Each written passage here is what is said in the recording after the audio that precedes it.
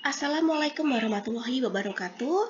Saya Putri Intan Prastiwi akan menjelaskan terkait dengan proposal tesis saya mengenai pengaruh Fraudiamont Theory terhadap financial statement fraud pada perusahaan perbankan terdaftar di Bursa Efek Indonesia tahun 2007 sampai dengan tahun 2019 dengan pembimbingnya Bapak Dr. Payamta Magister Sains Akuntan CPA. Yang pertama kita akan membahas tentang latar belakang. Untuk latar belakang ini, itu adalah skandal akuntansi yang banyak terjadi di sektor keuangan secara global. Hal ini meliputi WorldCom, Enron, Aiko. Namun, skandal akuntansi ini juga terjadi di Indonesia. Contohnya kasus di Bank BRI Tarmini Square, kemudian BII Kantor Cabang Pangeran Jayakarta, BNI Depok, lalu BPR Puri Arta Sejahtera, dan penggelapan dana Panin sebesar 2,5 miliar. Kemudian untuk yang kedua yaitu pengertian dari fraud, tindakan penipuan atau kekeliruan yang dibuat oleh seseorang atau badan yang mengetahui kekeliruan tersebut sehingga mengakibatkan berbagai manfaat yang tidak baik bagi individu ataupun entitas, sehingga untuk fraud ini itu sangat merugikan sekali baik dari pihak internal perusahaan ataupun dari eksternal perusahaan. Untuk dari internal perusahaan nanti sangat merugikan oleh pihak-pihak dari pemilik perusahaan. Namun dari eksternal pun nanti sangat berpengaruh seperti di perpajakan, kemudian di krediturnya dan stakeholder. Itu sangat merugikan sekali dikarenakan untuk laporan keuangan yang dibuat tidak sesuai dengan kondisi yang sebenarnya. Untuk selanjutnya, pengertian kecurangan laporan keuangan menurut Arens Alvin dan Lubak tahun 2005, yaitu kesalahan penyajian atau penghilangan jumlah atau pengungkapan yang disengaja untuk tujuan pengguna itu sendiri. Sehingga untuk kecurangan laporan keuangan ini bertujuan untuk memberikan keuntungan bagi manajemen atau bagi yang membuat laporan keuangan itu sendiri supaya perusahaan terlihat baik dan dapat menarik minat-minat pihak eksternal. Seperti itu. Dikarenakan laporan keuangan ini adalah suatu hal yang krusial dikarenakan sebagai media untuk pengambilan keputusan perusahaan, baik untuk eksternal ataupun internal perusahaan. Lalu, latar belakangnya yang kedua yaitu membahas tentang sejarah Fraudiamont. Yang pertama dikemukakan oleh Tracy di tahun 1950, yaitu dari Tracy ini mengemukakan tiga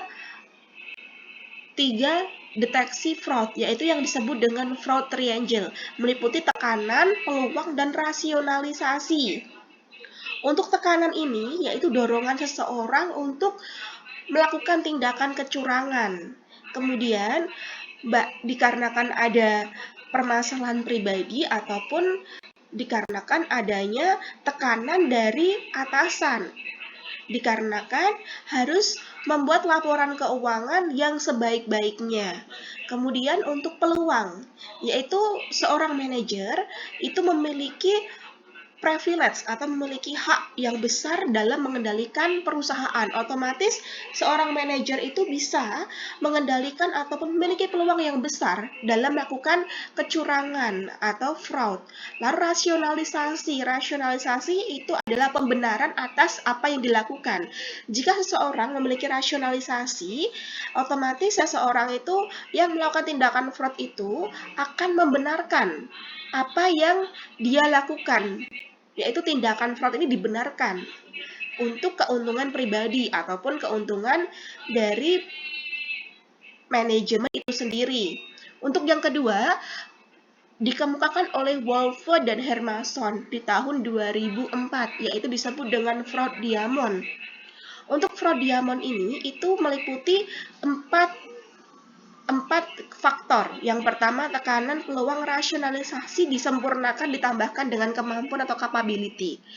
Untuk capability ini yaitu kemampuan seseorang atau seseorang yang melakukan tindakan fraud itu pasti memiliki kemampuan yang lebih, seperti halnya manajer. Seorang manajer itu pasti memiliki kapabilitas dan kemampuan yang baik dalam melakukan atau mengerjakan segala sesuatu pekerjaan perusahaan. Kemudian, membahas tentang fenomena. Dari latar belakang ini juga membahas tentang fenomena dari fraud laporan keuangan. Dari gambar ini dapat dijelaskan bahwa untuk fenomena fraud di Indonesia yang paling merugikan perusahaan dan investor menurut Association of Certified Fraud Examiner atau ACV tahun 2019, kecurangan tersebut terjadi di sektor keuangan dan perbankan sebanyak 41,4% atau 98 responden.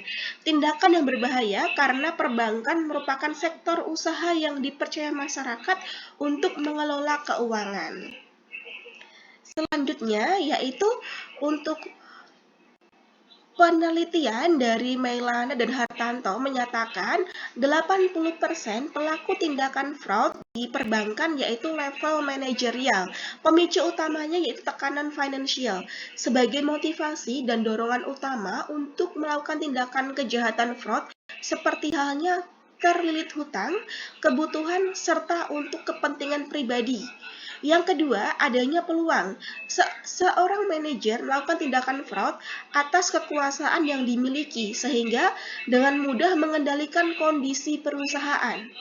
Lalu, manajer membenarkan tindakan kejahatan karena standar etika manajer tidak diterapkan dengan baik.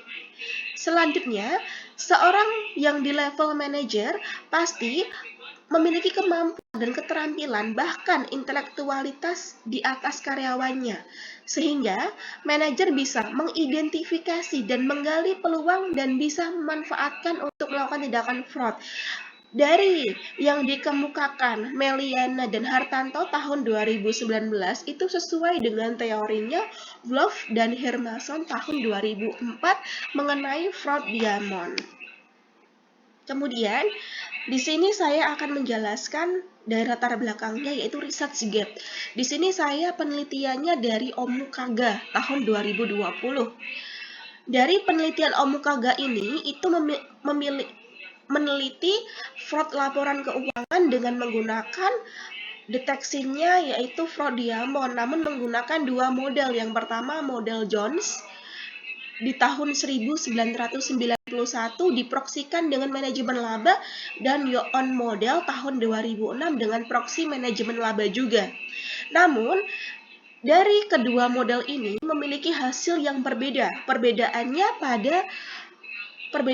pada model Jones model yaitu hasil dari rasionalisasi dan capability tidak berpengaruh pada financial statement fraud. Nah, dikarenakan adanya perbedaan hasil ini, itu adanya keterbatasan penelitian. Penelitian ini menggunakan data sekunder, yaitu laporan keuangan perusahaan, sektor non-keuangan. Beberapa perusahaan di bursa efek di negara Kenya tidak melaporkan laporan keuangan secara berkala sehingga membuat keterbatasannya sampel penelitian. Kemudian, dari hal ini, peneliti memodifikasi dari penelitian ini yaitu menggunakan sektor non-keuangan. Untuk sarannya menggunakan sektor non-keuangan ataupun sektor keuangan serta menggunakan model lain dalam penentuan financial statement fraud. Selanjutnya, dari peneliti itu menggunakan Beneis model dikarenakan peneliti sebelumnya menyarankan menggunakan model lain, otomatis peneliti menggunakan Beneis model. Beneis model yang dimaksud adalah model matematis yang dibuat oleh Profesor Mesut Daniel Beneis yang telah merumuskan beberapa rasio analisis dan 8 variabel untuk mengidentifikasi terjadinya penipuan keuangan atau cenderung untuk melakukan manipulasi pendapatan. Dalam Beneis model ini, rasionya meliputi DSRI, AQI, DEPI, SGAI, TATA, LVGI, SGI, GMI dengan menunjukkan signifikan confidence level 99% dalam menentukan financial statement fraud. Sehingga Metode ini memiliki kepercayaan sebesar 99%. Kenapa saya memilih rasio indeks modal atau M-score atau Benese M-score? Dikarenakan metode yang baik digunakan untuk penentuan financial statement fraud pada sektor perbankan. Itu sesuai dengan penelitian dari Reposis tahun 2016.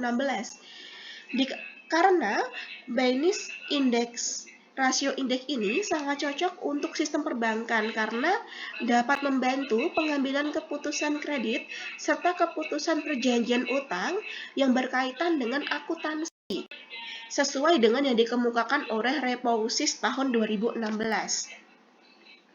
Untuk kebaharuan penelitian dari penelitian ini, yaitu bahwasanya penelitian dari saya sudah mereview beberapa penelitian, yaitu dari Reposis tahun 2016, Omukaga tahun 2020, Utami tahun 2019, Ojelik tahun 2020, dan Avotri Akbanyo tahun 2020 telah meneliti kecurangan laporan keuangan dengan berbagai model penelitian. Sehingga dari penelitian ini saya yaitu memodifikasi penelitian dari Omukaga tahun 2020, yaitu terkait dengan faktor kecurangan laporan keuangan dengan fraud diamond theory dengan menambahkan dari penelitian Reposis tahun 2016 yang mengkaji tentang deteksi kecurangan laporan keuangan dengan menggunakan indeks Benese rasio, yang akhirnya disimpulkan penelitian ini tergolong penelitian baru dikarenakan belum banyak yang meneliti. Selanjutnya, rumusan masalah dan tujuan penelitian. Sesuai yang telah terjabarkan di slide ini, yaitu ada 4 rumusan masalah dan 4 tujuan penelitian. Kemudian, manfaat penelitian yaitu ada 3, manfaat bagi akademik, manfaat bagi investor dan kreditor, dan manfaat bagi perusahaan. Yang pertama, saya akan menjelaskan manfaat bagi akademik, yaitu diharapkan hasil penelitian dapat bermanfaat di bidang akademik sebagai referensi penelitian di masa mendatang, serta pengetahuan penulis pada ilmu akuntansi forensik dapat diimplementasikan di bangku perkuliahan. Lalu, bagi perusahaan untuk menekan tingkat kecurangan laporan keuangan. Untuk investor sebagai acuan dalam pengajuan kredit atau investasi. Lalu, landasan teori ini dari saya menggunakan teori keagiran atau agensi teori yang dikemukakan oleh Jensen dan McLean. Kemudian teori kecurangan laporan keuangan meliputi teori fraud triangle, fraud diamond, dan fraud pentagon, dan terkait dengan Benese rasio index. Setelah itu, pengertian dari kecurangan laporan keuangan, fraud diamond, dan Benese model. Dari kerangka pemikiran ini saya jelaskan, yaitu ada 4 variabel. Yang pertama, X1 pressure, yang kedua X2 opportunity, X3 rasionalisasi, X4 capability, dengan Y statement financial fraud. Kemudian, hipotesisnya ada 4. Yang pertama, tekanan atau pressure berpengaruh positif terhadap financial statement fraud. Untuk hipotesis yang kedua, kesempatan atau opportunity berpengaruh positif terhadap financial statement fraud. Yang ketiga, rasionalisasi atau rationalization berpengaruh positif terhadap financial statement fraud. Dan kemampuan atau capability berpengaruh positif terhadap financial statement fraud. Metode penelitiannya yang pertama menggunakan deskriptif, verifikatif, dan kasualitas. Jenis dan sumber dari data kualitatif dan kuantitatif. Populasinya dari perusahaan perbankan sebanyak 48 perusahaan yang terdaftar di Bursa Efek Indonesia tahun 2007 sampai dengan tahun 2019. Kemudian datanya dari data sekunder, yaitu meliputi dari laporan keuangan yang terdaftar di Bursa Efek Indonesia atau di websitenya di www.idx.co.id. Kemudian sampling penelitiannya yaitu dengan menggunakan purposive sample. Datanya sebesar 48 dengan perusahaan perbankan yang menerbitkan laporan keuangan tahunan di situs web BEI, laporan keuangan perusahaan perbankan yang dinyatakan dalam rupiah, sehingga jumlahnya sebesar 38 perusahaan untuk total dari sampelnya. Dari definisi operational variable, untuk pressure yaitu menggunakan proxy-nya, financial stability menggunakan exchange, external pressure menggunakan leverage, dan financial target menggunakan ROA. Kemudian, nature of industry menggunakan receivable dan bidon, dan tata untuk rasionalisasi, dan capability diproksikan dengan pergantian direksi perusahaan atau di change, yaitu dengan menggunakan variabel dummy. Lalu untuk definisi operational variable business model, yaitu dari Day Sales in Receivable Index atau DSRI, kemudian Gross Margin Index GMI, lalu Sales Growth Index SGI, Depreciation Index menggunakan DP, lalu Sales General and Administrative Expense Index SGAI, Leverage LVGI, kemudian Total Accrual to Total Asset atau TATA. Dan ini adalah dari rumus Bayes M-score-nya. Dari penelitian ini, teknik analisisnya menggunakan teknik analisis data, yaitu regresi linear berganda. Yang pertama nanti diujikan dengan asumsi klasik terlebih dahulu, kemudian uji kelayakan model, uji parsial, uji simultan, dan regresi linear berganda menggunakan softwarenya Fuse 9. Itu penjelasan dari saya. Terima kasih untuk perhatiannya. Selamat siang.